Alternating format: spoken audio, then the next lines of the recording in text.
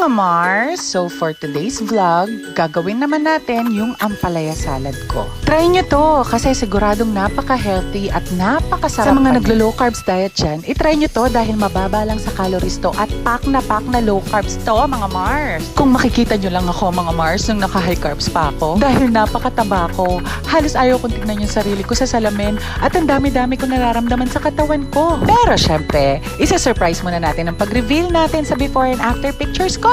Pero kahit hindi ka naka-low carb, siguradong bet na bet mo to. Kaya tara na mga Mars, umpisahan na natin ang paggawa ng ampalaya salad ko. So ayun nga, tinanggalan ko na ng laman loob ang ampalaya at hiniwa-hiwa ko na ng maninipis. Kung kaya yung singnipis ng papel, pwede rin Mars. Actually, natutunan ko tong recipe na to sa Mudra Kels ko. Maikwento ko lang mga Mars. Yung Mudra Kels ko, meron siyang maintenance para sa BP niya at saka para diabetes niya. Pero magsimula nung nag-low carbs at nag-fasting na siya mga Mars, ay pak! Zero maintenance. Wala na siyang tinatawag na mga ka-maintenance ko. Ang biro ko nga sa kanya, baka naman lahat kami nasa hukay na pero ikaw, aabot ka pa ng mga 200 years old dahil mas malakas pa siya sa amin at dun sa Kalabaw na baryo namin. Dati Mars, hindi biro ang mga maintenance niya na gamot. Kaya totoo nga na health is wealth. So ayun nga, isisingit ko lang ito. So hiwa-hiwain lang natin ng maliliit yung kamatis natin.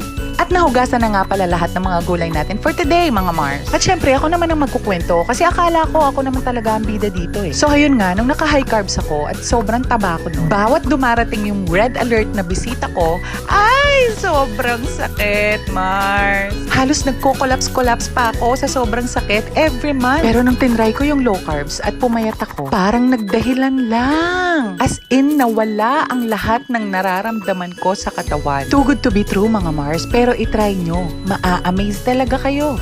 Tapos ayun, isingit natin to, hiwa-hiwain natin ng maninipis ulit yung sibuyas natin. Baka naman may mga tip kayo dyan mga Mars kung paano hindi maluha habang naghihiwa ng sibuyas kasi hindi naman ako broken hearted. So ayun nga, kumuha ako ng tuna, tapos dindain ko yung oil, tapos ilagyan ko na sila lahat sa lalagayan. At syempre, dahil mahilig ako sa itlog na maalat, dalawa ang kinuha kong itlog mga Mars. Tapos gusto ko yung nagmamantika talaga at yung maalat. At syempre, para mabalance natin ang lasa, kumuha rin ako ng kalamansi.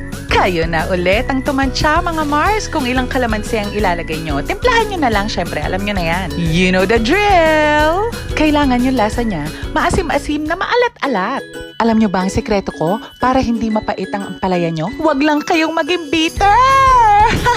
Kidding aside mga Mars, iamas-amas nyo lang ng maraming asin yung ampalaya nyo bago nyo hugasan at siguradong pak na yan. Sinisigurado kong pati mga bata magugustuhan yan dahil wala silang malalasahan na kabitaran sa inyo at sa ampalaya. So ayun nga, pagkatapos natin paghalu-haluin lahat, timplahan nyo na Mars ng salt and pepper. At ayan na nga, tapos na ang ginawa nating no bitterness ampalaya salad. Try nyo na mga Mars with matching perito on the side. Kaso wala na akong pinakitang perito dyan dahil wala na akong pambili. Please like and follow for more!